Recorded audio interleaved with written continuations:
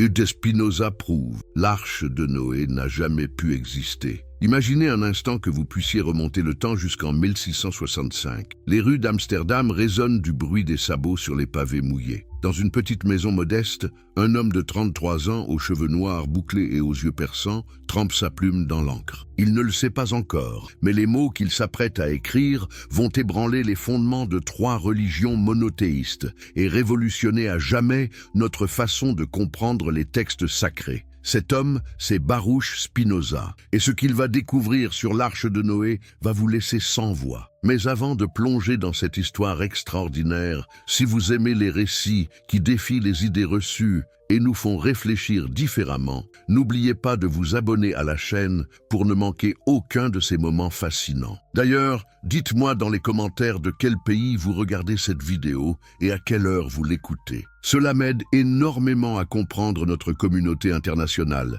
Et si vous regardez sur votre téléphone portable, un petit like maintenant aiderait beaucoup plus de personnes à découvrir cette histoire incroyable. Alors, êtes-vous prêt à découvrir comment un philosophe du XVIIe siècle a utilisé la logique pure pour démolir l'un des récits les plus célèbres de l'humanité? Êtes-vous prêt à voir la Bible à travers les yeux du plus grand penseur critique de son époque? Le génie qui défia 3 religions. Qui était vraiment Baruch Spinoza? Pourquoi son nom fait-il encore trembler certains théologiens aujourd'hui, plus de 3 siècles après sa mort? Pour comprendre la puissance révolutionnaire de son analyse de l'arche de Noé, nous devons d'abord comprendre l'homme exceptionnel qui se cachait derrière cette démonstration implacable. Né le 24 novembre 1632 à Amsterdam, Baruch Spinoza grandit dans une famille de marchands juifs séfarades qui avaient fui l'Inquisition portugaise. Mais saviez-vous que son prénom, Baruch, signifie littéralement « béni » en hébreu?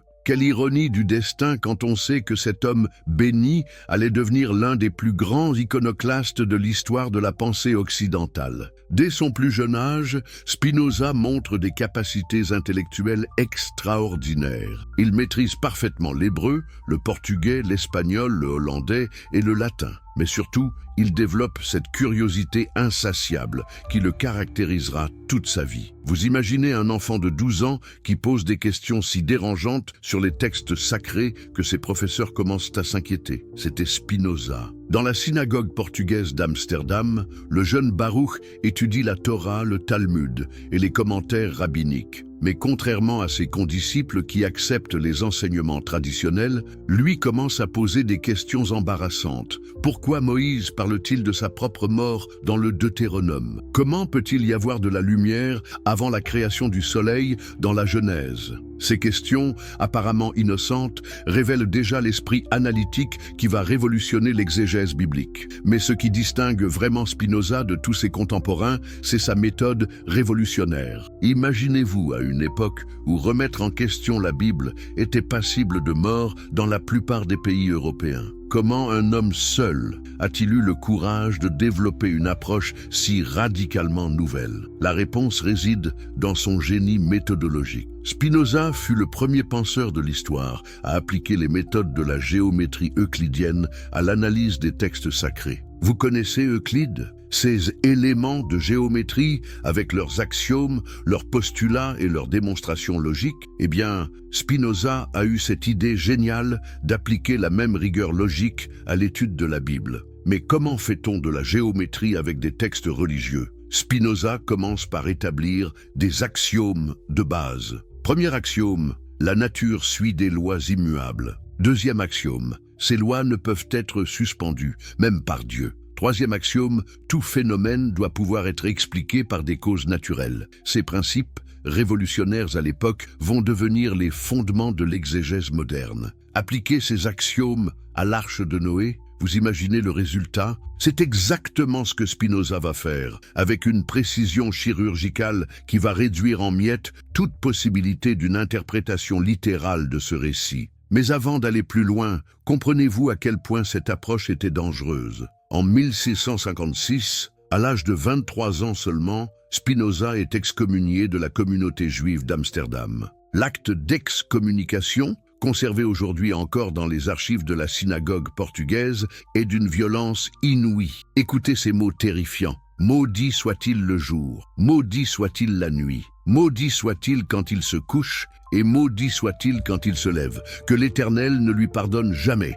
Pourquoi une telle violence ? Parce que Spinoza avait osé dire que la Bible devait être étudiée comme n'importe quel autre livre ancien, avec les mêmes méthodes critiques qu'on applique à Homère ou à Virgile. Vous imaginez le scandale ? Un juif qui ose traiter la Torah comme un document historique ordinaire, mais Spinoza ne s'arrête pas là. Exilé de sa communauté, il continue ses recherches avec une détermination inébranlable. Il développe sa philosophie dans le secret, entouré d'un petit cercle d'amis libres penseurs. Et c'est dans ce contexte qu'il va produire son analyse dévastatrice de l'Arche de Noé. Savez-vous ce qui rend l'approche de Spinoza si unique ? Il ne se contente pas de critiquer le récit biblique de l'extérieur, comme un sceptique ordinaire. Non, il entre dans le texte, il l'analyse de l'intérieur, avec toute la rigueur d'un mathématicien et toute la précision d'un linguiste. Il maîtrise parfaitement l'hébreu biblique, il connaît tous les commentaires rabbiniques, il a étudié les traditions chrétiennes et musulmanes. Quand Spinoza critique la Bible,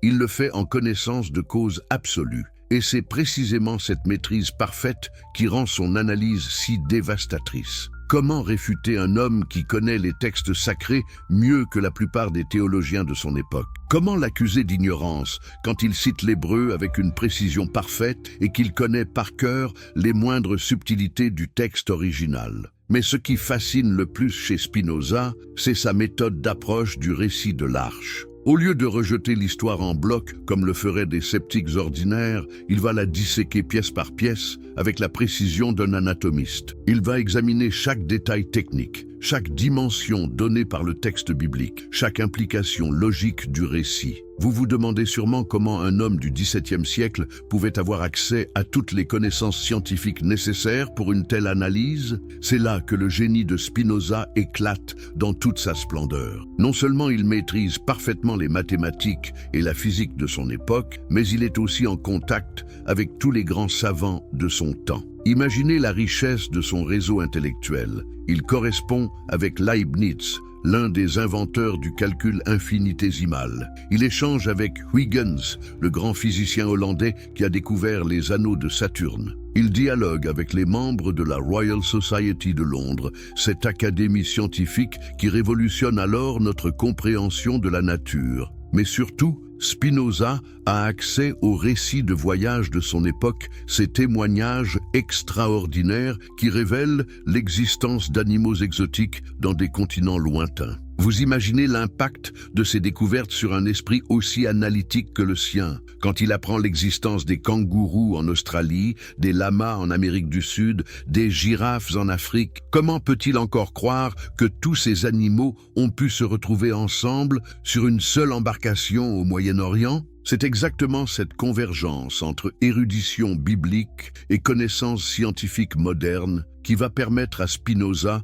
de produire l'analyse la plus dévastatrice jamais écrite sur l'Arche de Noé. Une analyse si précise, si documentée, si implacable logiquement, qu'elle reste aujourd'hui encore, 3 siècles plus tard, l'une des critiques les plus puissantes jamais formulées contre l'interprétation littérale des récits bibliques. Quand les mathématiques rencontrent la Bible. Mais comment Spinoza s'y prend-il concrètement pour démolir le récit de l'Arche? Quelle est sa méthode pour transformer une histoire religieuse en problème mathématique? C'est là que son génie éclate dans toute sa splendeur, et vous allez comprendre pourquoi ses contemporains ont été si bouleversés par son approche révolutionnaire. Spinoza commence par faire quelque chose d'apparemment simple, mais en réalité révolutionnaire. Il prend au sérieux les dimensions exactes données par la Bible. Vous connaissez sûrement le passage de la Genèse où Dieu donne à Noé les spécifications précises de l'arche.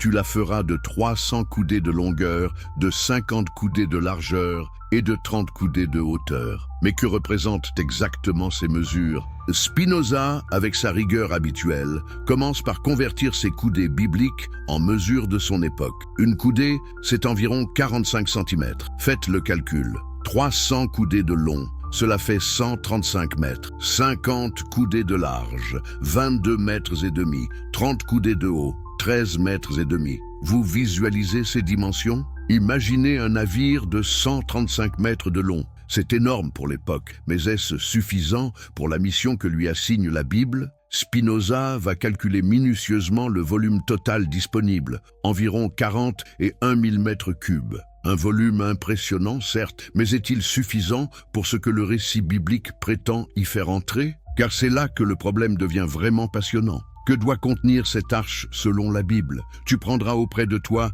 7 couples de tous les animaux purs, le mâle et sa femelle, une paire des animaux qui ne sont pas purs, le mâle et sa femelle, ainsi que 7 couples des oiseaux du ciel, mâle et femelle, afin de conserver leur race en vie sur la face de toute la terre. Spinoza, avec son esprit méthodique, va dresser un inventaire aussi précis que possible de tous les animaux connus de son époque. Et là, vous allez comprendre l'ampleur du problème. Au XVIIe siècle, les explorations européennes ont déjà révélé l'existence de milliers d'espèces animales sur tous les continents. Comment faire entrer 2 éléphants, 2 hippopotames, 2 rhinocéros, 2 girafes, 2 ours polaires, 2 kangourous, 2 lamas et des milliers d'autres espèces dans un espace de 41 000 mètres cubes? Mais Spinoza ne s'arrête pas à cette objection évidente. Il va plus loin, beaucoup plus loin. Il calcule l'espace vital nécessaire pour chaque type d'animal. Un éléphant adulte a besoin de combien d'espace pour survivre 40 jours? Et combien de nourriture consomme-t-il quotidiennement? Un éléphant mange environ 200 kilos de végétaux par jour. Multiplié par 40 jours, 8 tonnes de nourriture par éléphant. Pour 2 éléphants, 16 tonnes. Et nous ne parlons là que des éléphants. Vous commencez à saisir l'ampleur du problème. Spinoza va systématiquement calculer les besoins alimentaires de chaque espèce. Les carnivores ont besoin de viande fraîche. Comment conserver de la viande pendant 40 jours sans réfrigération? Et surtout, d'où vient cette viande? Faut-il embarquer des animaux supplémentaires uniquement pour nourrir les prédateurs? Mais alors, il faut aussi nourrir ces animaux supplémentaires, ce qui crée un cercle vicieux impossible à résoudre. Et que dire des besoins spécifiques de chaque espèce? Les poissons ont besoin d'eau douce ou d'eau salée selon leur origine. Comment maintenir des aquariums dans une embarcation en bois? Les oiseaux tropicaux ont besoin de températures élevées. Comment chauffer l'arche? Avec quel combustible? Les animaux nocturnes ont des rythmes de vie différents des animaux diurnes. Comment gérer le bruit, les odeurs, les déjections de milliers d'animaux entassés dans un espace confiné? Mais l'objection la plus dévastatrice de Spinoza concerne la répartition géographique des espèces. Comment les kangourous, qui n'existent qu'en Australie, ont-ils pu arriver jusqu'à l'arche de Noé au Moyen-Orient? Comment sont-ils repartis ensuite uniquement en Australie sans laisser de traces ailleurs? Et les lamas d'Amérique du Sud? Et les ours polaires de l'Arctique? Spinoza fait remarquer avec sa logique implacable que si tous les animaux terrestres descendaient vraiment des passagers de l'arche, on devrait retrouver toutes les espèces sur tous les continents, ou du moins des traces de leur migration depuis le mont Ararat, où l'arche s'est posée selon la Bible. Or, c'est exactement le contraire qu'on observe. Chaque continent a sa faune spécifique, parfaitement adaptée à son environnement particulier. Cette observation, apparemment simple, révèle la profondeur révolutionnaire de la pensée de Spinoza. Il ne se contente pas de critiquer le récit biblique de l'intérieur. Il le confronte à la réalité observable du monde, et cette confrontation est impitoyable. Mais Spinoza va encore plus loin dans son analyse technique. Il s'intéresse à la construction navale de son époque. Existe-t-il au XVIIe siècle des techniques permettant de construire un navire de 135 mètres de long entièrement en bois? La réponse est non. Les plus grands navires de l'époque, les vaisseaux de ligne de la marine française ou britannique, ne dépassent pas 80 mètres de long. Et ils nécessitent déjà des renforts métalliques pour maintenir leur cohésion structurelle. Un navire de 135 mètres entièrement en bois, soumis aux contraintes d'un déluge universel, se briserait immédiatement sous son propre poids. Spinoza connaît parfaitement les lois de la mécanique. Il sait que la résistance des matériaux impose des limites strictes à la taille des constructions. Dépasser ces limites sans les technologies appropriées, c'est courir à la catastrophe assurée. Et puis, il y a la question de l'étanchéité. Comment rendre parfaitement étanche une embarcation de cette taille, construite entièrement en bois, avec les techniques disponibles à l'époque de Noé? Le calfatage traditionnel, qui consiste à bourrer d'étoupe les joints entre les planches, peut suffire pour de petites embarcations. Mais pour un navire de cette dimension, soumis aux pressions énormes d'une tempête universelle, c'est totalement insuffisant. Spinoza pousse son analyse jusque dans les moindres détails techniques. Comment évacuer les déjections de milliers d'animaux entassés? Comment assurer la ventilation nécessaire à leur survie? Comment empêcher la fermentation de tonnes de déjections qui produiraient des gaz toxiques?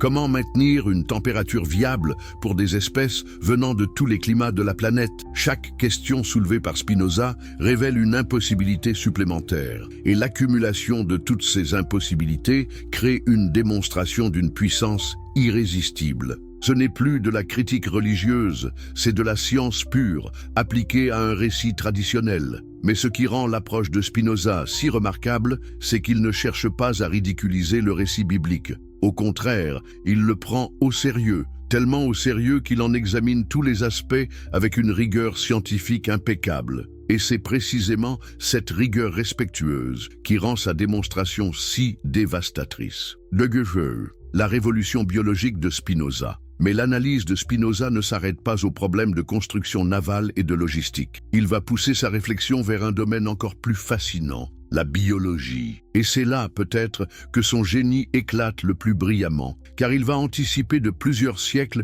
des découvertes scientifiques majeures. Comment un homme du XVIIe siècle peut-il développer des intuitions biologiques si précises? La réponse réside dans la méthode unique de Spinoza. L'observation méthodique de la nature combinée à un raisonnement logique implacable. Quand il étudie le récit de l'Arche, il ne se contente pas de calculer des volumes et des poids. Il réfléchit à la nature même de la vie. Première question révolutionnaire que se pose Spinoza. Comment deux individus seulement de chaque espèce peuvent-ils reconstituer une population viable? Cette interrogation apparemment simple révèle une compréhension intuitive de ce qu'on appellera plus tard la génétique des populations. Spinoza observe que dans la nature, les espèces maintiennent leur diversité grâce à de larges populations qui se reproduisent entre elles. Que se passe-t-il quand on réduit une population à deux individus seulement? Spinoza comprend instinctivement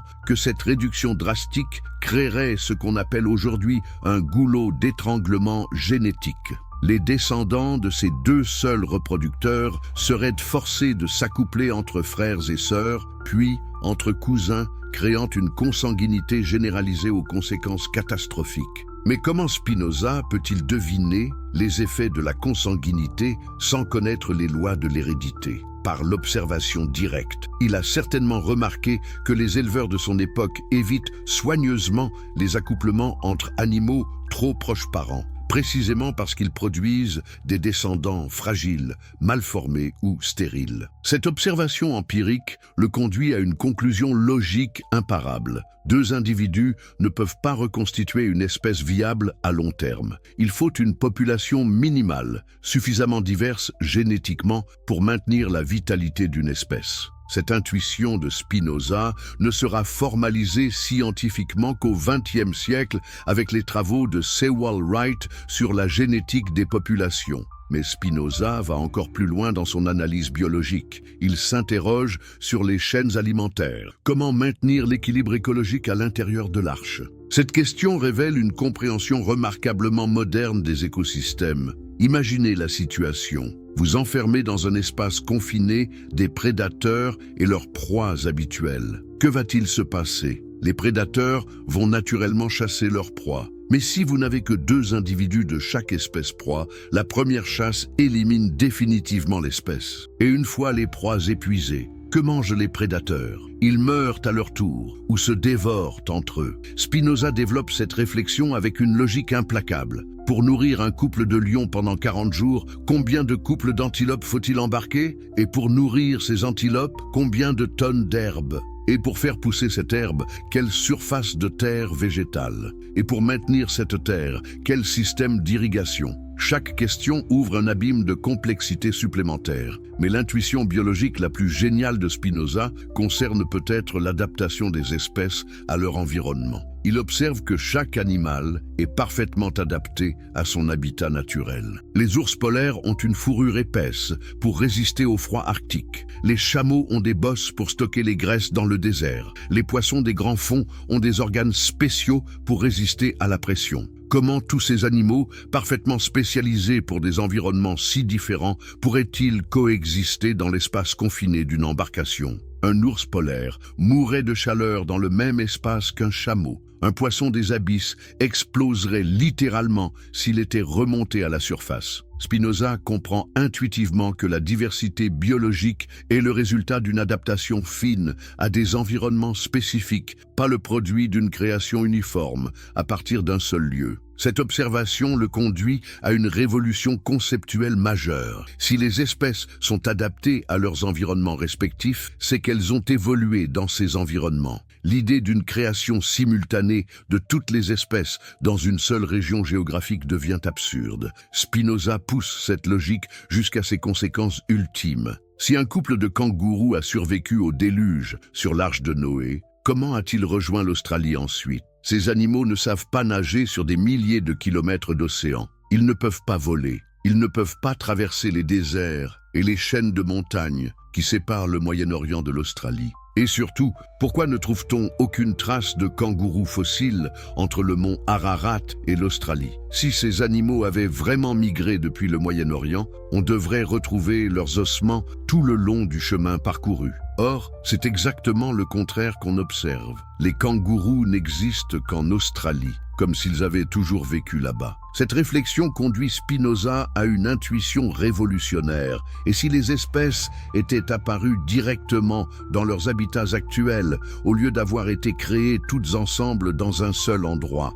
Cette hypothèse explique parfaitement la répartition géographique observée des espèces, alors que l'hypothèse de l'arche ne l'explique pas du tout. Mais Spinoza ne s'arrête pas là. Il réfléchit aussi aux mécanismes de reproduction des différentes espèces. Certains animaux ont des cycles de reproduction très longs. Les éléphants portent leurs petits pendant 22 mois. Comment une espèce avec un cycle de reproduction si lent peut-elle reconstituer rapidement une population nombreuse à partir de 2 seuls individus? D'autres espèces ont des comportements reproducteurs très complexes. Certains oiseaux migrateurs ne se reproduisent que dans des lieux très spécifiques, après des rituels de parade nuptiale élaborés. Comment ces comportements complexes peuvent-ils se maintenir chez des animaux stressés, enfermés dans un espace confiné, perturbés par la présence d'autres espèces? Spinoza observe aussi que beaucoup d'espèces dépendent d'autres espèces pour leur survie. Les abeilles pollinisent des fleurs, les vers de terre aèrent la terre,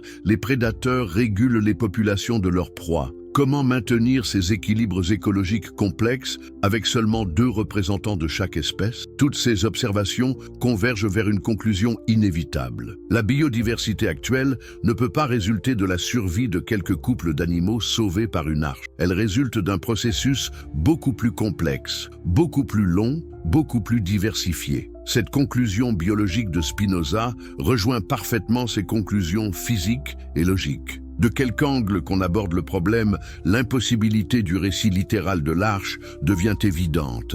Mais cette impossibilité n'est pas une défaite pour Spinoza. C'est au contraire l'ouverture vers une compréhension plus profonde et plus riche de la nature et des textes sacrés. Spinoza contre l'Apocalypse. Pourquoi la fin du monde est un mensonge? Introduction percutante. Imaginez un instant que tout ce qu'on vous a dit sur la fin du monde soit faux, complètement faux. Que se passerait-il si je vous révélais qu'il y a 4 siècles, un homme a non seulement démoli l'idée de l'Apocalypse, mais a prouvé mathématiquement son impossibilité? Cet homme, c'était Baruch Spinoza, et son histoire va bouleverser tout ce que vous croyez savoir sur l'éternité, Dieu et notre place dans l'univers. Mais avant de plonger dans cette révélation qui a fait trembler les fondements même du christianisme et du judaïsme, dites-moi dans les commentaires de quel pays vous nous regardez et à quelle heure vous découvrez cette vidéo. Et si vous aimez les histoires qui transforment complètement notre vision du monde,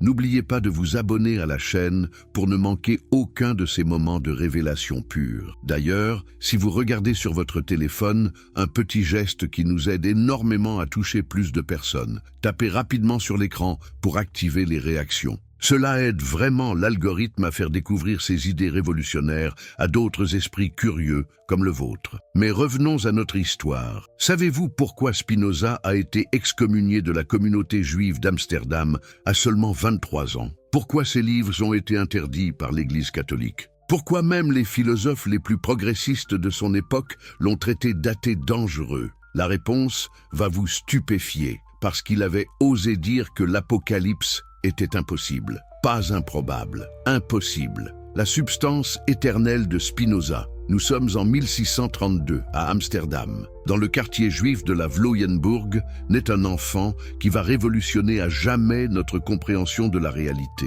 Baruch Spinoza grandit dans une famille de marchands portugais, des maranes qui avaient fui l'Inquisition espagnole. Pouvez-vous imaginer l'ironie? Cet homme, dont les ancêtres avaient été persécutés au nom de la foi, allait devenir celui qui démontrerait l'absurdité des croyances apocalyptiques de cette même foi. Mais comment un jeune marchand hollandais en est-il arrivé à défier des millénaires de doctrines religieuses? L'histoire commence dans la synagogue Talmud Torah d'Amsterdam, où le jeune Baruch étudie les textes sacrés. Contrairement à ses condisciples qui acceptent aveuglément les enseignements rabbiniques, Spinoza pose des questions dangereuses. Rabbi, aurait-il pu demander, si Dieu est parfait et éternel, pourquoi aurait-il besoin de détruire sa propre création? N'est-ce pas là un signe d'imperfection? Cette question, apparemment innocente, contenait déjà le germe de sa révolution philosophique. Car voyez-vous, Spinoza avait compris quelque chose que personne avant lui n'avait osé formuler clairement. Si Dieu est vraiment infini et parfait, alors l'Apocalypse devient une impossibilité logique. Réfléchissez un instant. Qu'est-ce que cela signifie réellement d'être infini? Cela signifie qu'il n'y a rien en dehors de cette infinité. Absolument rien. Si Dieu est infini, alors tout ce qui existe fait partie de Dieu. Vous, moi, les étoiles, les planètes, même cette vidéo que vous regardez en ce moment, tout cela fait partie de la substance divine infinie. Mais alors, posons-nous la question cruciale. Et comment cette substance infinie pourrait-elle se détruire elle-même? C'est comme demander à un cercle parfait de devenir carré tout en restant cercle. C'est une contradiction logique pure et simple. Et c'est exactement ce que Spinoza a démontré dans son œuvre maîtresse, l'Éthique, rédigée en secret pendant des années alors qu'il polissait des lentilles pour survivre. Car oui, savez-vous comment Spinoza gagnait sa vie après son excommunication? En polissant des lentilles optiques. N'y a-t-il pas là une métaphore saisissante? L'homme qui polissait des verres pour améliorer la vision humaine était aussi celui qui polissait notre compréhension de la réalité pour nous faire voir la vérité sur l'éternité. Dans sa petite maison de Rijnsburg, puis de Voorburg, et enfin de La Haye, Spinoza développe sa théorie révolutionnaire de la substance unique. Imaginez-le, seul avec ses pensées, entouré de ses instruments d'optique, développant patiemment la démonstration qui allait faire s'écrouler des siècles de terreur apocalyptique. De sive natura, écrit-il, Dieu ou la nature, 3 mots latins qui changent tout. Car si Dieu est la nature et non pas au-dessus d'elle, alors l'idée même d'un Dieu qui viendrait de l'extérieur détruire sa création devient absurde. C'est comme dire que l'océan va détruire l'eau ou que l'espace va anéantir l'étendue. Mais Spinoza va plus loin. Il démontre géométriquement, avec la rigueur d'Euclide, que cette substance unique ne peut ni être créée, ni être détruite. Pourquoi? Parce qu'être créée impliquerait qu'elle n'existait pas auparavant, ce qui contredirait son infinité. Et être détruite impliquerait qu'elle cesserait d'exister, ce qui contredirait sa nécessité. Comprenez-vous l'ampleur de cette révélation? Spinoza ne dit pas seulement que l'Apocalypse n'aura pas lieu, il démontre qu'elle ne peut pas avoir lieu, que c'est une impossibilité métaphysique au même titre qu'un triangle à 4 côtés. Mais comment les contemporains de Spinoza ont-ils réagi à cette démonstration? Avec une terreur absolue, car si Spinoza avait raison, alors toute la structure du pouvoir religieux s'effondrait. Plus besoin de prêtres pour nous sauver de la fin des temps. Plus besoin d'églises pour nous guider vers le paradis. Plus besoin de peur pour contrôler les masses. Le philosophe cartésien Louis Meyer, pourtant ami de Spinoza, lui écrit « Baruch, tes idées sont trop dangereuses. Tu détruis les fondements mêmes de la société. » Et Meyer avait raison d'avoir peur. Car si les gens réalisaient qu'ils sont déjà dans l'éternité, qu'ils participent déjà à la substance divine. Quelle autorité pourrait encore les dominer? C'est pourquoi les autorités religieuses, tant juives que chrétiennes, se sont acharnées contre Spinoza. Le grand rabbin Saul Levi Morteira, qui avait pourtant été son professeur, signe son excommunication avec ces mots terrifiants. « Maudit soit-il le jour, et maudit soit-il la nuit. Maudit soit-il quand il se couche, et maudit soit-il quand il se lève. » Pouvez-vous imaginer la solitude de cet homme, rejeté par sa communauté, menacé par l'Église, incompris par la plupart de ses contemporains, mais portant en lui la vérité la plus libératrice de l'histoire humaine, l'impossibilité de l'Apocalypse. Au-delà des lois physiques qui interdisent la fin. Mais l'histoire de Spinoza ne s'arrête pas à la métaphysique, car notre philosophe était aussi un homme de science, contemporain d'Isaac Newton et de Christian Huygens. Et c'est dans sa compréhension des lois naturelles qu'il trouve ses arguments les plus percutants contre l'Apocalypse. Savez-vous ce qui fascinait le plus Spinoza dans les découvertes scientifiques de son époque? La régularité immuable des lois naturelles. Galilée avait montré que les planètes suivent des orbites parfaitement calculables. Descartes avait formulé ses lois de conservation du mouvement. Huygens développait la théorie ondulatoire de la lumière. Partout où les scientifiques regardaient, ils découvraient un ordre mathématique inflexible. Et c'est là que Spinoza pose la question qui va révolutionner notre compréhension de l'Apocalypse. Si les lois de la nature sont parfaitement constantes et immuables, comment un événement surnaturel comme l'Apocalypse pourrait-il se produire? Réfléchissons ensemble à cette question. L'Apocalypse, tel que décrit dans les textes religieux, impliquerait quoi exactement?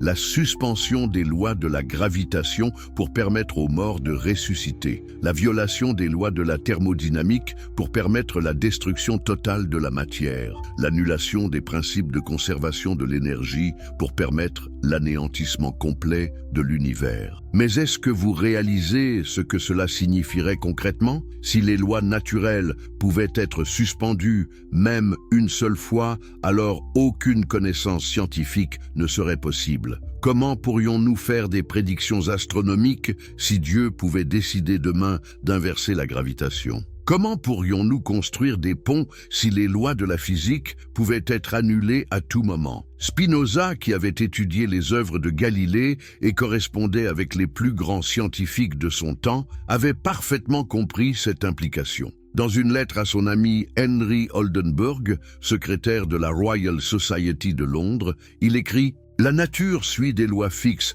et immuables et produit toujours des effets qui suivent nécessairement de ces lois. Peu importe par quel nom nous appelons ces lois, elles demeurent les mêmes. » Mais Spinoza va encore plus loin dans son analyse. Il s'appuie sur ce que nous appellerions aujourd'hui le principe de conservation de l'énergie, qu'il formule dans sa propre terminologie comme conservation du mouvement et du repos. Pour lui, la quantité totale de mouvement dans l'univers reste constante. Rien ne se perd, tout se transforme. N'est-ce pas exactement ce que la science moderne a confirmé? Einstein nous a montré que même la matière n'est qu'une forme d'énergie, selon sa célèbre équation E=mc2. La mécanique quantique nous révèle que les particules ne disparaissent jamais vraiment. Elles se transforment selon des lois de conservation strictes. L'astrophysique moderne nous enseigne que même les trous noirs, ces monstres cosmiques qui semblent tout dévorer, obéissent à des lois de conservation parfaites. Alors, posons-nous la question directement.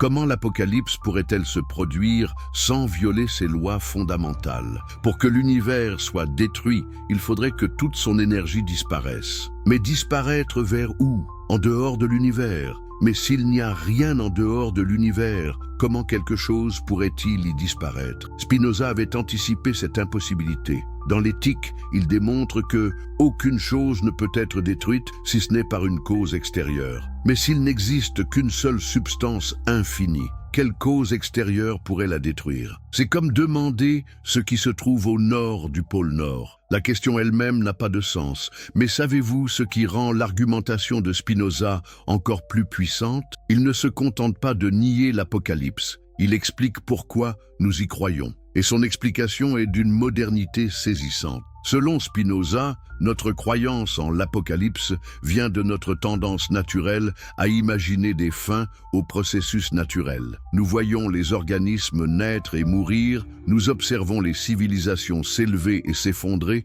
et nous projetons cette logique sur l'univers entier. Mais c'est là une erreur de perspective, ce que Spinoza appelle l'illusion téléologique. Car voyez-vous, quand un organisme meurt, ses atomes ne disparaissent pas. Ils se réorganisent en d'autres formes. Quand une civilisation s'effondre, l'énergie humaine qui l'animait ne s'évapore pas. Elle trouve d'autres expressions. Et quand une étoile explose en supernova, sa matière n'est pas anéantie. Elle forme de nouveaux systèmes stellaires. Partout où nous regardons dans la nature, nous voyons transformation, jamais annihilation totale. Alors pourquoi l'univers dans son ensemble ferait-il exception à cette règle universelle? C'est là que Spinoza développe son argument le plus subtil contre l'Apocalypse. Il montre que notre peur de la fin du monde vient en réalité de notre incompréhension de ce qu'est vraiment le temps. Nous pensons le temps comme une ligne droite avec un début et une fin parce que c'est ainsi que nous expérimentons notre vie individuelle.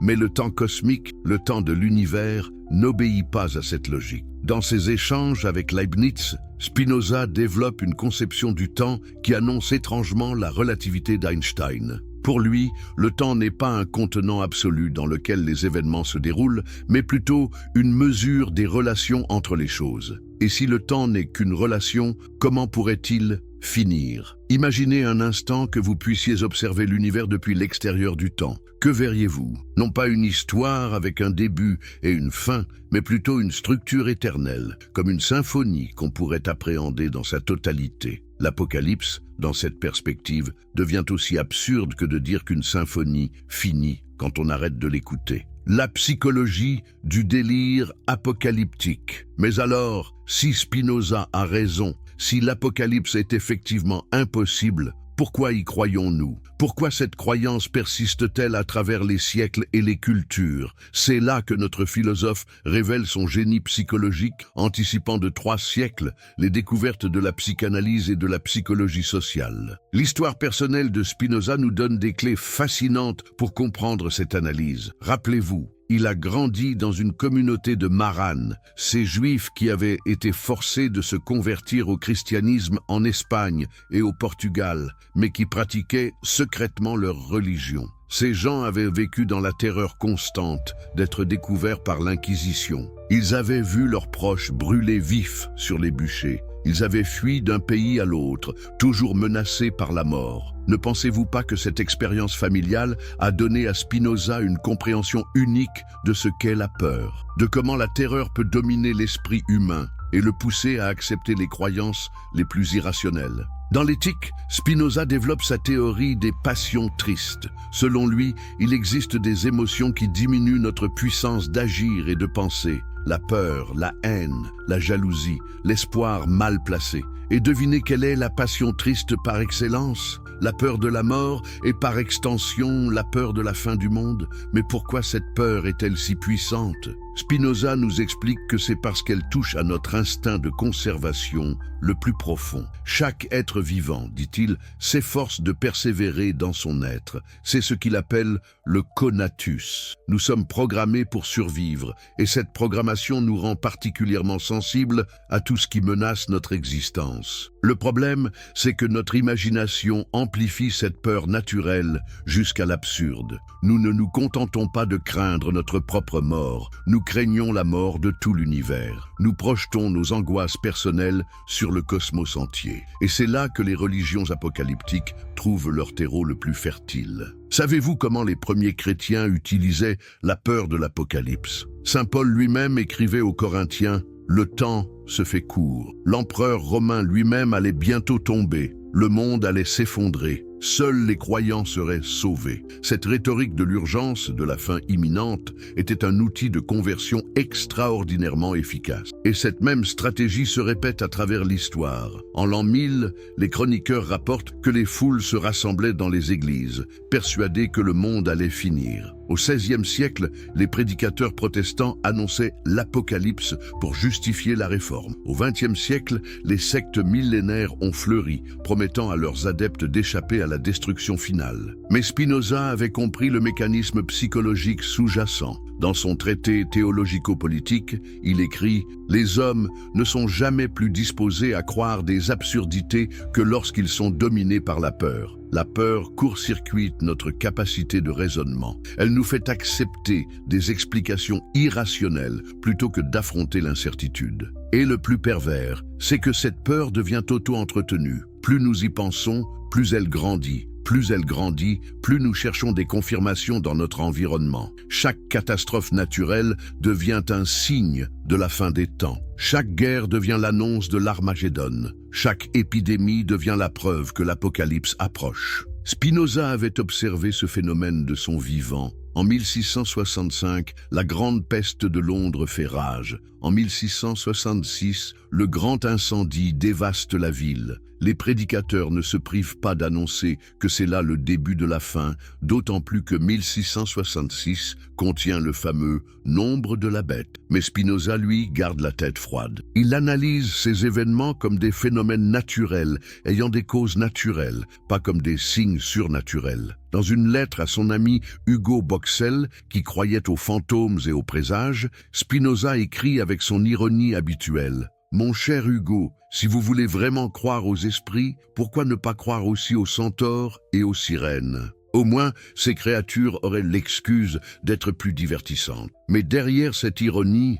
il y a une analyse psychologique profonde. Spinoza comprend que notre esprit a tendance à voir des patterns même là où il n'y en a pas, à chercher du sens même dans le chaos. C'est ce que les psychologues modernes appellent apophénie. La tendance à percevoir des connexions significatives entre des événements aléatoires. L'apocalypse est l'apophénie ultime, la croyance qu'il existe un pattern global, un sens final à l'histoire humaine qui culminera dans une destruction-révélation finale. Mais si Spinoza a raison, si l'univers n'a pas de but final, pas de destination, alors cette recherche de sens apocalyptique est une illusion pure. Et c'est là que Spinoza propose sa thérapie révolutionnaire contre la peur apocalyptique, la connaissance rationnelle. Plus nous comprenons les vraies causes des phénomènes naturels, moins nous sommes tentés de leur donner des explications surnaturelles. Plus nous développons notre capacité de raisonnement, moins nous sommes vulnérables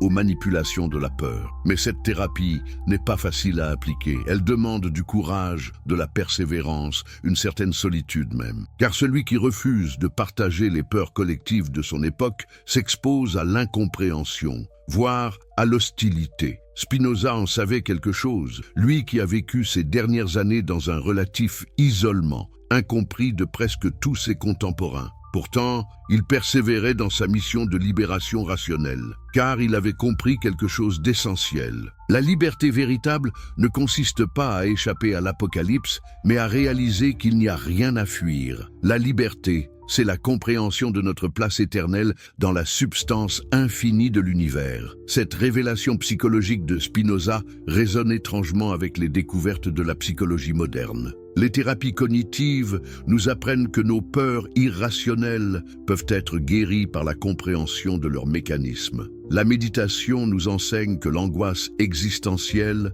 peut être apaisée par l'acceptation de notre condition éternelle. Et la philosophie contemporaine redécouvre que le sens de la vie ne réside pas dans une destination finale, mais dans la richesse du processus lui-même. Mais combien d'entre nous sont prêts à entreprendre ce voyage vers la liberté spinoziste ? Combien sont prêts à abandonner le confort illusoire de la peur apocalyptique pour embrasser la responsabilité de l'éternité ? Déjà, l'éternité de l'esprit selon Spinoza. Mais voici peut-être la partie la plus révolutionnaire de la pensée de Spinoza, celle qui a fait dire à certains qu'il était un mystique déguisé en géomètre. Car si vous avez suivi jusqu'ici, si vous avez compris que l'Apocalypse est impossible parce que nous participons déjà à la substance éternelle de l'univers, alors une question brûlante doit vous traverser l'esprit. Que devient notre conscience individuelle dans cette éternité ? Que reste-t-il de nous quand notre corps se transforme ? Et si vous appréciez ces révélations qui bouleversent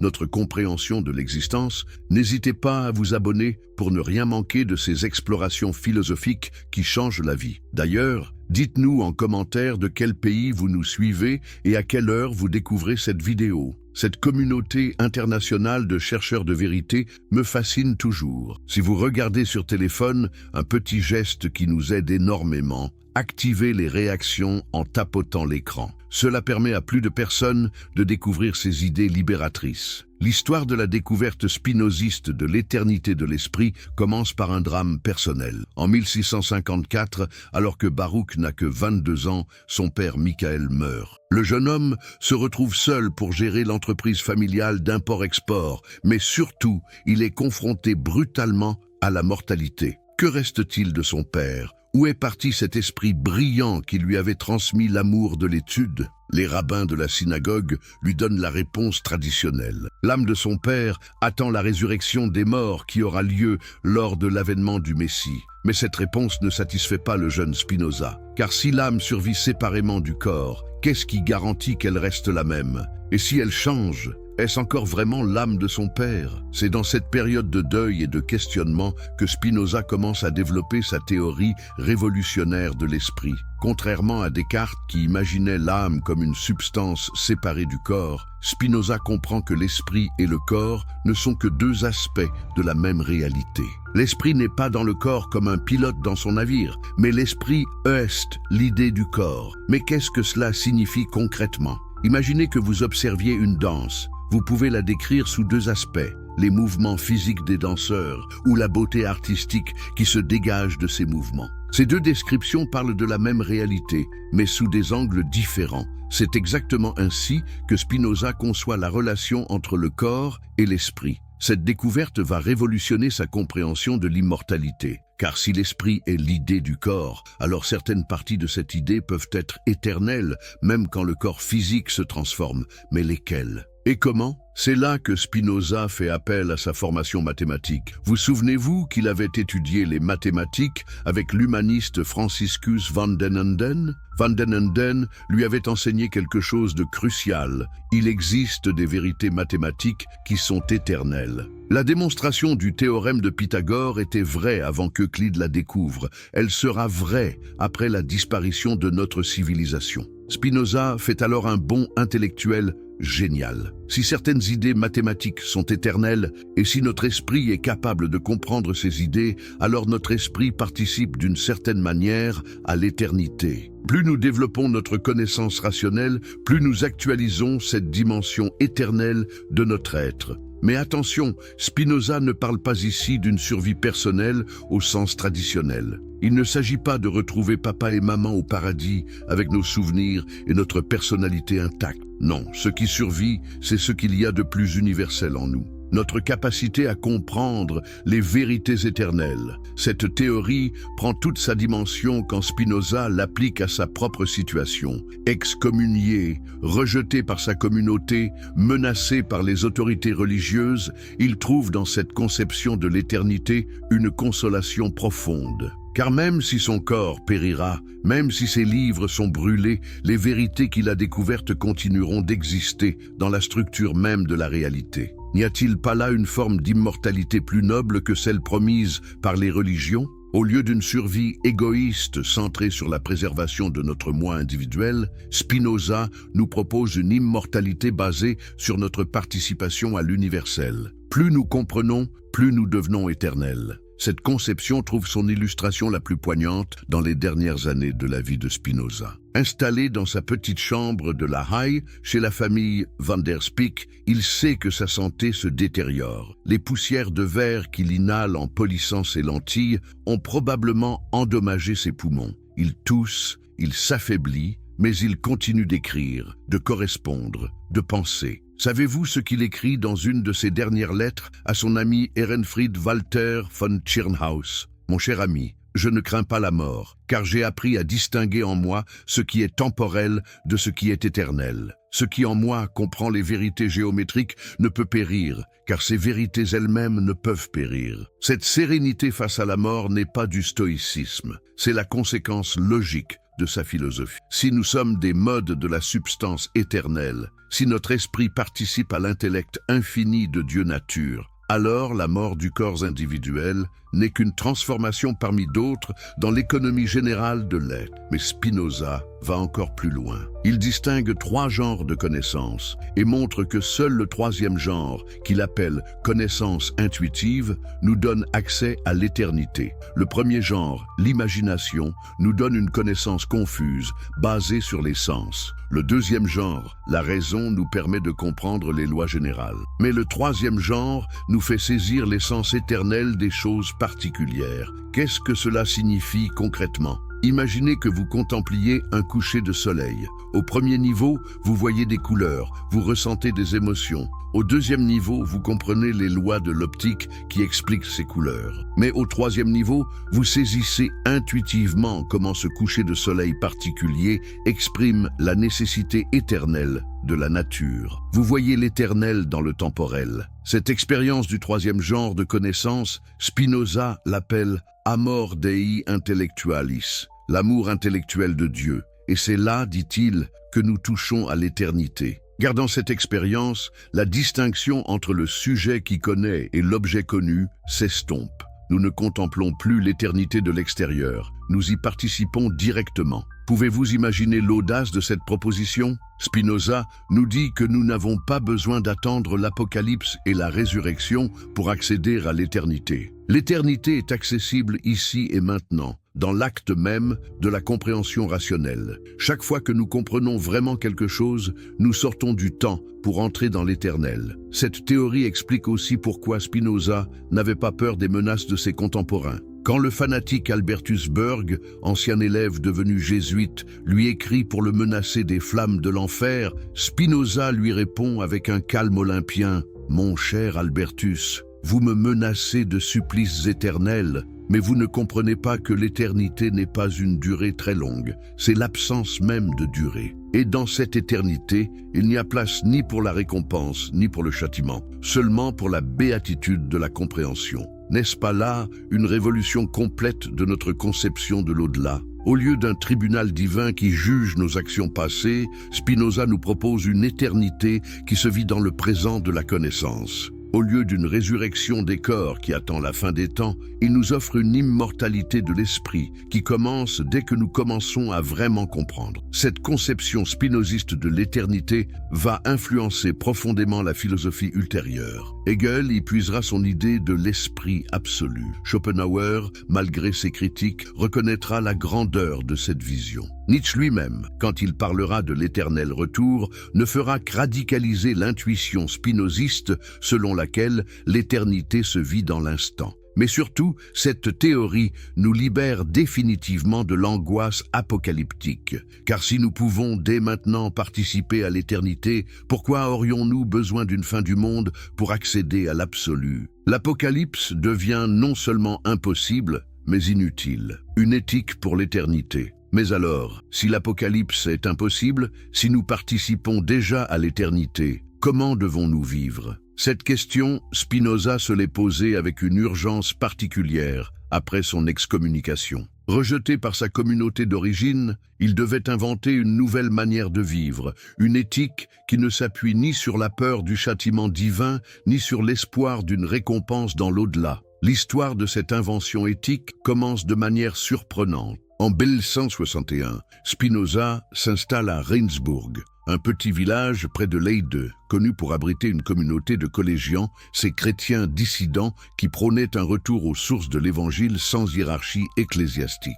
Pourquoi un juif excommunié choisit-il de vivre parmi des chrétiens hérétiques ? La réponse nous éclaire sur la vision spinoziste de l'éthique. Pour lui, ce qui compte n'est pas l'appartenance à une tradition religieuse particulière, mais la capacité à vivre selon la raison et l'amour. Ces collégiens, malgré leur christianisme, pratiquaient une tolérance et une recherche sincère de la vérité qui correspondait parfaitement à l'idéal spinoziste. C'est dans ce cadre que Spinoza commence à rédiger son éthique, cette œuvre monumentale qui va révolutionner notre compréhension de la morale. Mais, contrairement aux morales traditionnelles qui commencent par édicter des commandements, Spinoza commence par une question radicale. Qu'est-ce qui rend une action bonne ou mauvaise? Sa réponse va choquer ses contemporains et continue de nous interpeller aujourd'hui. Pour Spinoza, il n'existe pas de bien et de mal absolu. Ce que nous appelons bon est simplement ce qui augmente notre puissance d'agir et de penser. Ce que nous appelons mauvais est ce qui la diminue. Autrement dit, l'éthique spinoziste n'est pas prescriptive, mais descriptive. Elle nous enseigne à reconnaître ce qui nous rend plus vivants. Mais attention, cette conception n'est pas un relativisme moral, car Spinoza montre que certaines choses augmentent universellement la puissance humaine. L'amour, la connaissance, la générosité, la justice. Et d'autres la diminuent universellement. La haine, l'ignorance, l'égoïsme, l'oppression. Cette théorie éthique prend tout son sens quand on la replace dans le contexte de l'impossibilité de l'Apocalypse. Car si le monde ne va pas finir, si nous devons vivre indéfiniment sur cette terre, alors nos actions ont des conséquences infinies. Chaque geste de haine que nous posons se répercute à travers l'éternité, chaque acte d'amour aussi. N'est-ce pas là une responsabilité écrasante? Oui, mais c'est aussi une libération extraordinaire, car nous n'agissons plus par peur du châtiment ou espoir de la récompense, mais par compréhension rationnelle de ce qui est réellement bon pour nous et pour l'humanité. Cette éthique de l'éternité, Spinoza l'a d'abord expérimentée dans sa propre vie. Savez-vous comment il a réagi quand on lui a proposé une chaire de philosophie à l'université de Heidelberg? Le prince électeur du Palatinat, Charles-Louis, lui promettait un salaire confortable et une liberté totale d'enseignement, pourvu qu'il ne trouble pas la religion publiquement établie. Spinoza a décliné l'offre. Dans sa lettre de refus, il explique « Je ne sais pas dans quelle limite cette liberté de philosopher devrait être circonscrite pour que je ne paraisse pas vouloir troubler la religion publiquement établie, car les schismes naissent moins des opinions que de l'ardent désir de contradiction. » Cette réponse révèle toute la profondeur de l'éthique spinoziste. Il ne refuse pas par orgueil ou par goût de la marginalité, mais parce qu'il comprend que la vérité ne peut pas être compromise. Si nous participons à l'éternité par la connaissance, alors travestir cette connaissance pour plaire au pouvoir temporel, c'est trahir notre essence même. Mais cette intransigeance intellectuelle ne l'empêche pas d'être d'une générosité extraordinaire dans sa vie quotidienne. Ses logeurs, la famille Van der Spyck, témoigneront après sa mort de sa bonté, de sa simplicité, de sa joie de vivre. Spinoza incarnait cette sagesse qu'il décrivait dans son éthique. Plus nous comprenons les choses particulières, plus nous comprenons Dieu. Cette compréhension transformait sa manière de vivre au quotidien. Quand sa logeuse, Madame Van der Spyck, lui apportait son repas, il ne voyait pas seulement une domestique accomplissant sa tâche, mais une expression particulière de la générosité universelle de la nature. Quand il observait les araignées dans sa fenêtre, il ne voyait pas des créatures nuisibles,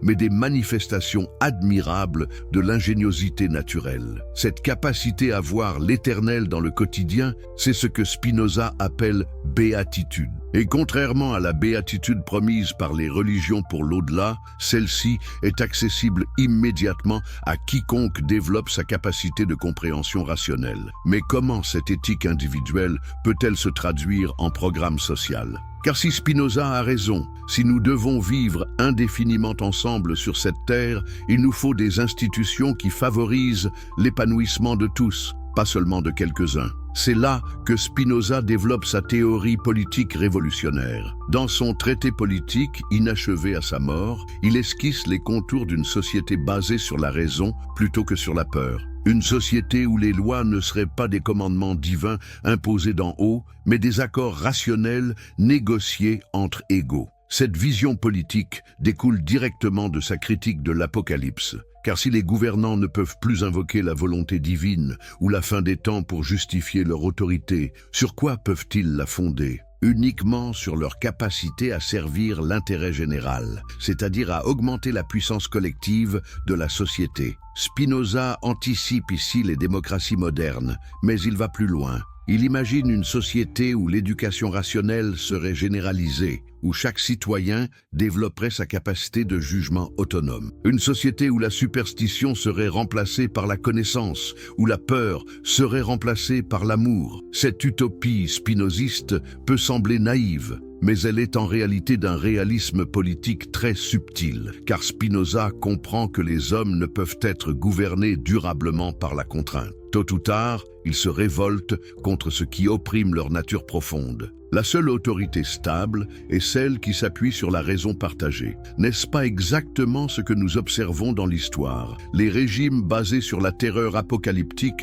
finissent toujours par s'effondrer. L'Inquisition espagnole, le totalitarisme soviétique, les dictatures théocratiques contemporaines, tous promettent un paradis futur en échange d'une soumission présente, et tous finissent par être renversés par l'aspiration humaine à la liberté. À l'inverse, les sociétés les plus durables sont celles qui permettent le développement de la rationalité collective. Les démocraties libérales, malgré leurs imperfections, offrent un cadre où la discussion rationnelle peut remplacer la violence comme mode de résolution des conflits. Mais Spinoza va encore plus loin dans sa vision éthique. Il comprend que si nous sommes éternels, alors notre responsabilité s'étend au-delà de l'humanité. Nous sommes responsables de toute la nature dont nous faisons partie. Cette intuition écologique révolutionnaire au XVIIe siècle devient cruciale à notre époque de crise climatique. Car si Spinoza a raison, si l'apocalypse est impossible,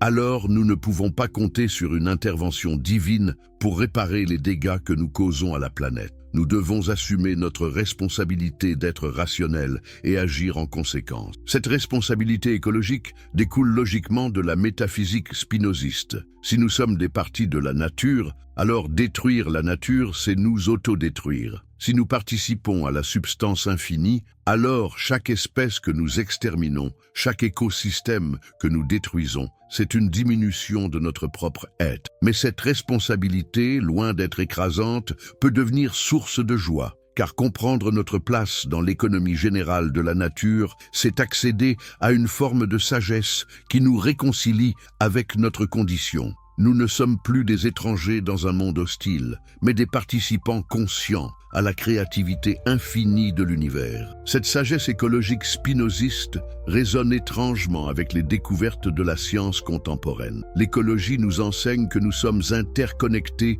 avec tous les êtres vivants. La physique quantique nous révèle que l'observateur et l'observé sont indissociables. L'astrophysique nous montre que nous sommes littéralement faits de poussière d'étoiles. Toutes ces découvertes confirment l'intuition fondamentale de Spinoza. Nous ne sommes pas séparés de la nature, nous en sommes des expressions particulières. Et cette prise de conscience change tout. Elle transforme notre rapport à la mort, à l'éthique, à la politique, à l'écologie. Car si nous sommes éternels, non pas malgré notre finitude, mais à travers elle, alors chaque instant devient précieux. Chaque rencontre, chaque découverte, chaque geste d'amour participe à l'édification de l'éternité. Nous ne construisons plus pour un paradis futur hypothétique, mais pour une éternité présente et réelle. Conclusion. La révolution spinoziste. Alors, qu'avons-nous découvert ensemble au cours de cette exploration? Que Baruch Spinoza, ce fils de marchand juif d'Amsterdam, a accompli au XVIIe siècle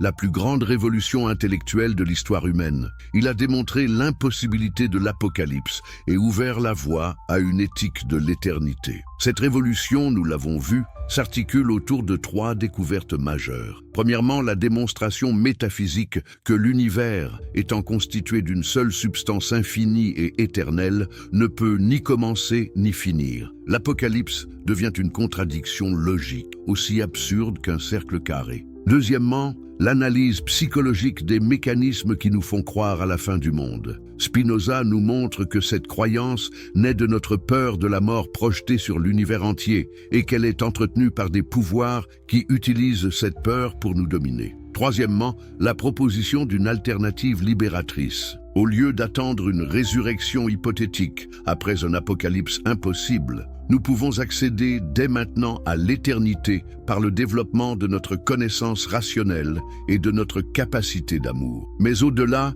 de ces découvertes techniques, C'est toute une vision du monde que Spinoza nous propose. Une vision où l'humanité assume enfin sa responsabilité d'être rationnel et créateur. Une vision où la peur cède la place à la joie, où la superstition cède la place à la connaissance, où la résignation cède la place à l'action transformatrice. Cette vision n'est pas une utopie irréalisable. Elle est déjà en germe dans tous les mouvements qui, à travers l'histoire, ont choisi la raison contre l'obscurantisme, la tolérance contre le fanatisme, la coopération contre la domination. Elle inspire tous ceux qui, aujourd'hui, travaillent à construire un monde plus juste et plus sage. Car voici le message ultime de Spinoza. Nous n'avons pas besoin d'apocalypse pour accéder à la transcendance. Nous n'avons pas besoin de la fin du monde pour que notre vie ait un sens. Le sens, la beauté, la vérité, l'amour sont déjà là, dans la texture même de la réalité quotidienne, pour peu que nous sachions les reconnaître. Et cette reconnaissance transforme tout. Elle fait de chaque instant un miracle,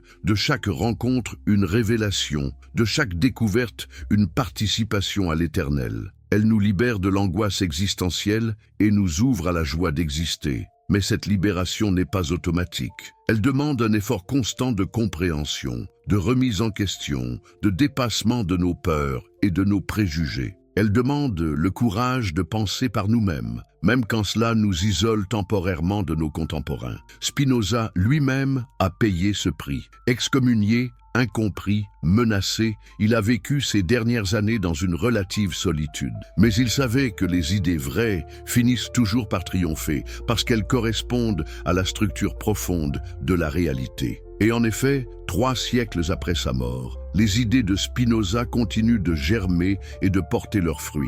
Elles inspirent les scientifiques qui explorent l'univers sans recourir à des explications surnaturelles. Elles inspirent les philosophes qui cherchent à réconcilier raison et spiritualité. Elles inspirent les militants qui luttent pour un monde plus libre et plus fraternel. Car au fond, que nous dit Spinoza? Que nous sommes déjà dans l'éternité, que nous participons déjà à la divinité, que nous avons déjà tout ce qu'il faut pour être heureux et créateurs. Il suffit de le reconnaître, de l'accepter, de l'actualiser dans notre vie quotidienne. Cette reconnaissance, c'est ce que Spinoza appelle sagesse. Et cette sagesse n'est pas réservée à une élite d'intellectuels. Elle est accessible à quiconque accepte de regarder la réalité en face, sans les lunettes déformantes de la peur et de la superstition. Alors, la prochaine fois que vous entendrez parler de fin du monde, souvenez-vous de Spinoza. Souvenez-vous que l'apocalypse est impossible parce que vous êtes éternel. Souvenez-vous que votre tâche n'est pas de vous préparer à fuir ce monde, mais d'apprendre à l'habiter avec sagesse et amour. Souvenez-vous que chaque acte de compréhension, chaque geste de générosité, chaque moment de joie pure contribue à l'édification de l'éternité. Non pas une éternité lointaine et hypothétique, mais l'éternité présente qui se déploie, ici et maintenant, dans la beauté du monde et la profondeur de nos relations. C'est cela, la révolution spinoziste. Ce n'est pas seulement une théorie philosophique, c'est une manière totalement nouvelle de vivre, une manière qui nous libère de la peur pour nous ouvrir à l'émerveillement. Une manière qui transforme l'existence humaine en participation consciente à la créativité infinie de l'univers. Et si cette révolution vous touche, si elle résonne en vous, alors vous êtes déjà en train de la vivre. Vous êtes déjà en train de découvrir que l'Apocalypse était le dernier mensonge qui vous séparait de votre propre éternité. Vous êtes déjà en train de comprendre que le royaume des cieux, ce n'est pas un lieu où aller, mais une manière d'être ici et maintenant. Bienvenue dans l'éternité spinoziste. Bienvenue dans un monde sans fin, où chaque instant est une nouvelle création et chaque être humain un philosophe en puissance. Bienvenue dans la vraie vie, celle qui commence quand on cesse d'attendre l'apocalypse pour commencer à construire l'éternité. Attendre l'apocalypse et la résurrection pour accéder à l'éternité. L'éternité est accessible ici et maintenant, dans l'acte même de la compréhension rationnelle. Chaque fois que nous comprenons vraiment quelque chose, nous sortons du temps pour entrer dans l'éternel. Cette théorie explique aussi pourquoi Spinoza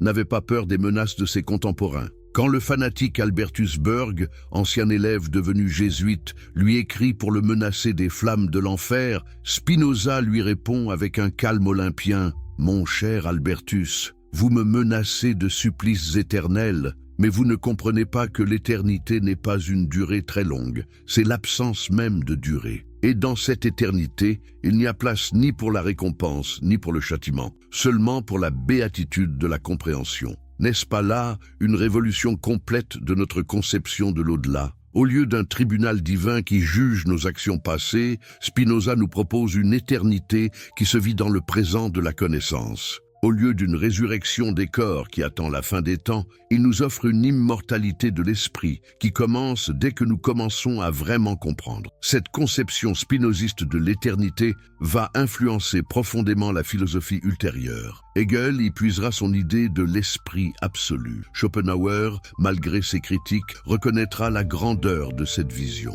Nietzsche lui-même, quand il parlera de l'éternel retour, ne fera que radicaliser l'intuition spinoziste selon laquelle l'éternité se vit dans l'instant. Mais surtout, cette théorie nous libère définitivement de l'angoisse apocalyptique.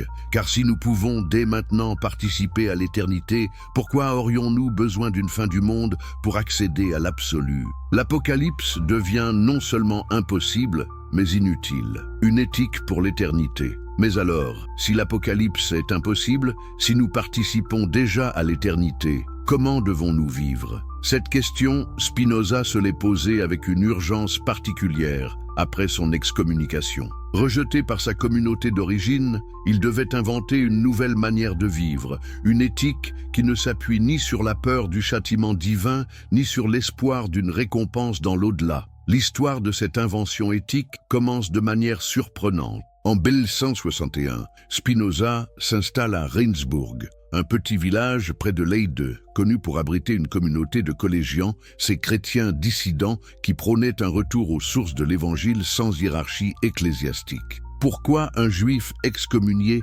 choisit-il de vivre parmi des chrétiens hérétiques? La réponse nous éclaire sur la vision spinoziste de l'éthique. Pour lui, ce qui compte n'est pas l'appartenance à une tradition religieuse particulière, mais la capacité à vivre selon la raison et l'amour. Ces collégiens, malgré leur christianisme, pratiquaient une tolérance et une recherche sincère de la vérité qui correspondait parfaitement à l'idéal spinoziste. C'est dans ce cadre que Spinoza commence à rédiger son éthique, cette œuvre monumentale qui va révolutionner notre compréhension de la morale. Mais, contrairement aux morales traditionnelles qui commencent par édicter des commandements, Spinoza commence par une question radicale. Qu'est-ce qui rend une action bonne ou mauvaise? Sa réponse va choquer ses contemporains et continue de nous interpeller aujourd'hui. Pour Spinoza, il n'existe pas de bien et de mal absolu. Ce que nous appelons bon est simplement ce qui augmente notre puissance d'agir et de penser. Ce que nous appelons mauvais est ce qui la diminue. Autrement dit, l'éthique spinoziste n'est pas prescriptive, mais descriptive. Elle nous enseigne à reconnaître ce qui nous rend plus vivants. Mais attention, cette conception n'est pas un relativisme moral, car Spinoza montre que certaines choses augmentent universellement la puissance humaine. L'amour, la connaissance, la générosité, la justice. Et d'autres la diminuent universellement. La haine, l'ignorance, l'égoïsme, l'oppression. Cette théorie éthique prend tout son sens quand on la replace dans le contexte de l'impossibilité de l'Apocalypse. Car si le monde ne va pas finir, si nous devons vivre indéfiniment sur cette terre, alors nos actions ont des conséquences infinies. Chaque geste de haine que nous posons se répercute à travers l'éternité, chaque acte d'amour aussi. N'est-ce pas là une responsabilité écrasante ?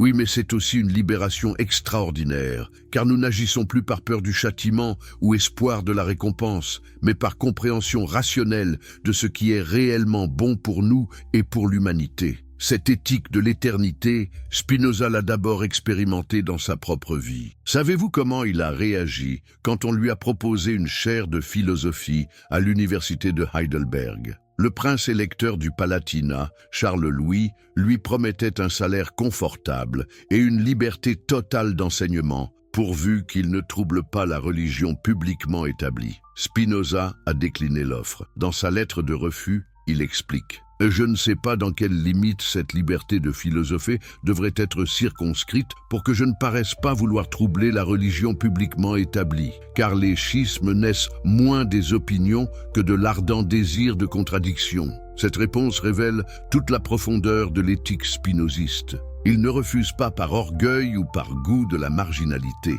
mais parce qu'il comprend que la vérité ne peut pas être compromise. Si nous participons à l'éternité par la connaissance, alors travestir cette connaissance pour plaire au pouvoir temporel, c'est trahir notre essence même. Mais cette intransigeance intellectuelle ne l'empêche pas d'être d'une générosité extraordinaire dans sa vie quotidienne. Ses logeurs, la famille Van der Spyk, témoigneront après sa mort de sa bonté, de sa simplicité, de sa joie de vivre. Spinoza incarnait cette sagesse qu'il décrivait dans son éthique. Plus nous comprenons les choses particulières, plus nous comprenons Dieu. Cette compréhension transformait sa manière de vivre au quotidien. Quand sa logeuse, Madame Van der Spyk, lui apportait son repas, il ne voyait pas seulement une domestique accomplissant sa tâche, mais une expression particulière de la générosité universelle de la nature. Quand il observait les araignées dans sa fenêtre, il ne voyait pas des créatures nuisibles,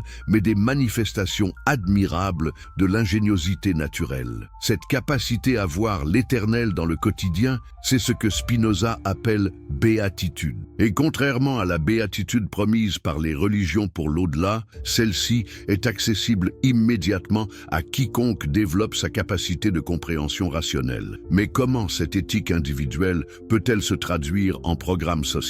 Car si Spinoza a raison, si nous devons vivre indéfiniment ensemble sur cette terre, il nous faut des institutions qui favorisent l'épanouissement de tous, pas seulement de quelques-uns. C'est là que Spinoza développe sa théorie politique révolutionnaire. Dans son traité politique, inachevé à sa mort, il esquisse les contours d'une société basée sur la raison plutôt que sur la peur. Une société où les lois ne seraient pas des commandements divins imposés d'en haut, mais des accords rationnels négociés entre égaux. Cette vision politique découle directement de sa critique de l'Apocalypse.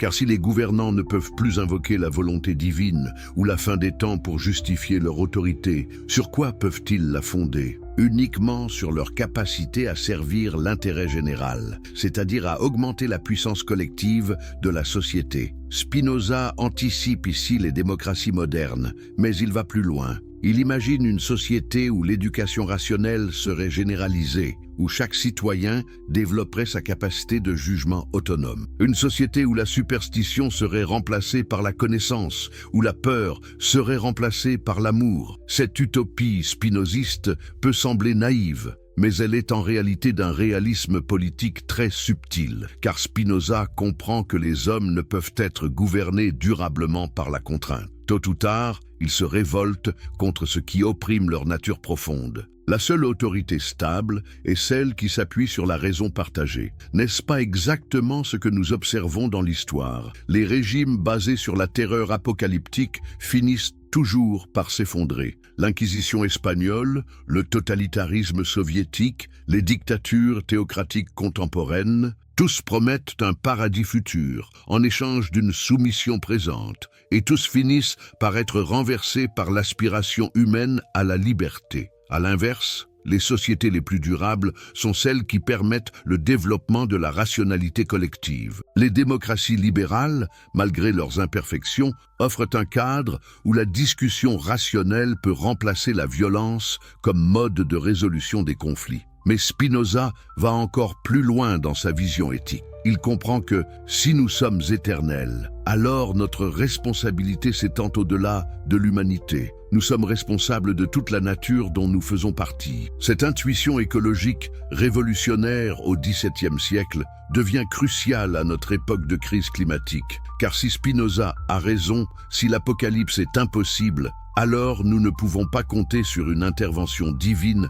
pour réparer les dégâts que nous causons à la planète. Nous devons assumer notre responsabilité d'être rationnels et agir en conséquence. Cette responsabilité écologique découle logiquement de la métaphysique spinoziste. Si nous sommes des parties de la nature, alors détruire la nature, c'est nous autodétruire. Si nous participons à la substance infinie, alors chaque espèce que nous exterminons, chaque écosystème que nous détruisons, c'est une diminution de notre propre être. Mais cette responsabilité, loin d'être écrasante, peut devenir source de joie. Car comprendre notre place dans l'économie générale de la nature, c'est accéder à une forme de sagesse qui nous réconcilie avec notre condition. Nous ne sommes plus des étrangers dans un monde hostile, mais des participants conscients à la créativité infinie de l'univers. Cette sagesse écologique spinoziste résonne étrangement avec les découvertes de la science contemporaine. L'écologie nous enseigne que nous sommes interconnectés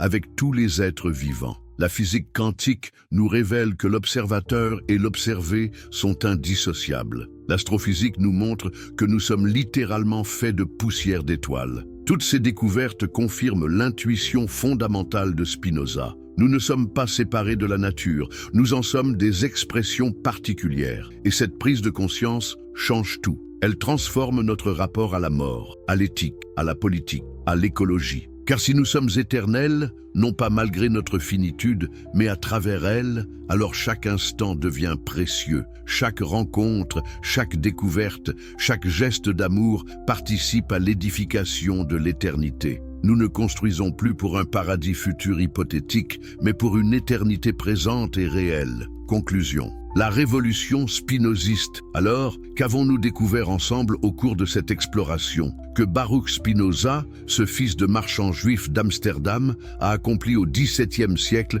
la plus grande révolution intellectuelle de l'histoire humaine. Il a démontré l'impossibilité de l'apocalypse et ouvert la voie à une éthique de l'éternité. Cette révolution, nous l'avons vu, s'articule autour de 3 découvertes majeures. Premièrement, la démonstration métaphysique que l'univers, étant constitué d'une seule substance infinie et éternelle, ne peut ni commencer ni finir. L'Apocalypse devient une contradiction logique, aussi absurde qu'un cercle carré. Deuxièmement, l'analyse psychologique des mécanismes qui nous font croire à la fin du monde. Spinoza nous montre que cette croyance naît de notre peur de la mort projetée sur l'univers entier et qu'elle est entretenue par des pouvoirs qui utilisent cette peur pour nous dominer. Troisièmement, la proposition d'une alternative libératrice. Au lieu d'attendre une résurrection hypothétique après un apocalypse impossible, nous pouvons accéder dès maintenant à l'éternité par le développement de notre connaissance rationnelle et de notre capacité d'amour. Mais au-delà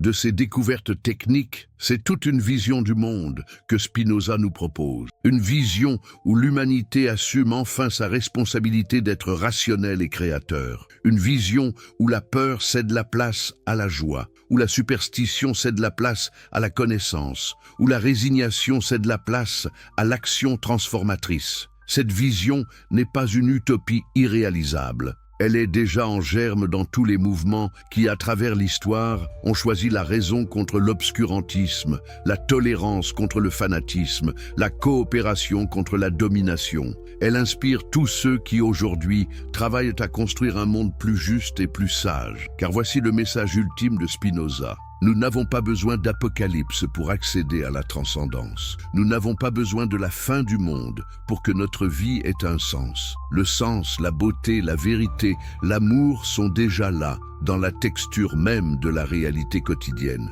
pour peu que nous sachions les reconnaître. Et cette reconnaissance transforme tout. Elle fait de chaque instant un miracle, de chaque rencontre une révélation, de chaque découverte une participation à l'éternel.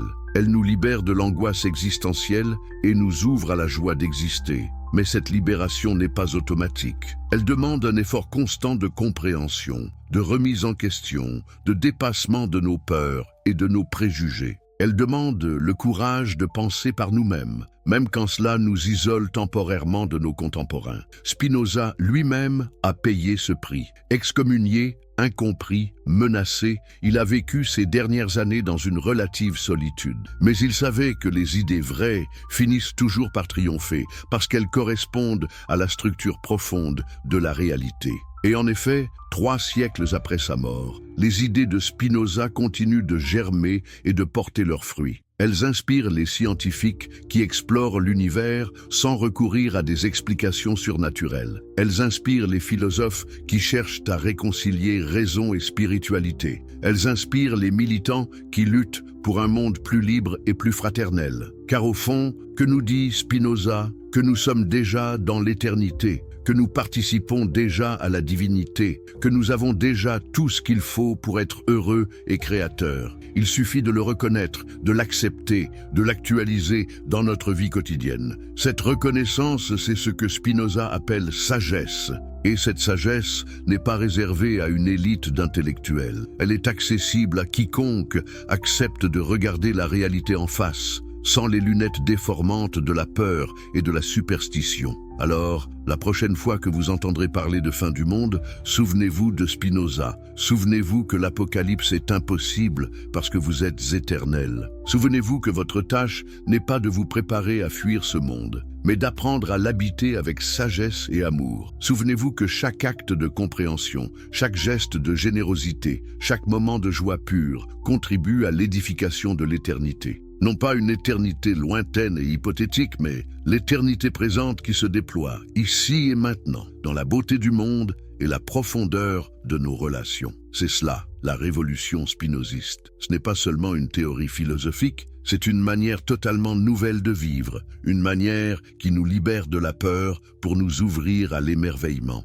Une manière qui transforme l'existence humaine en participation consciente à la créativité infinie de l'univers. Et si cette révolution vous touche, si elle résonne en vous, alors vous êtes déjà en train de la vivre. Vous êtes déjà en train de découvrir que l'Apocalypse était le dernier mensonge qui vous séparait de votre propre éternité. Vous êtes déjà en train de comprendre que le royaume des cieux, ce n'est pas un lieu où aller, mais une manière d'être ici et maintenant. Bienvenue dans l'éternité spinoziste. Bienvenue dans un monde sans fin, où chaque instant est une nouvelle création et chaque être humain un philosophe en puissance. Bienvenue dans la vraie vie, celle qui commence quand on cesse d'attendre l'Apocalypse pour commencer à construire l'éternité.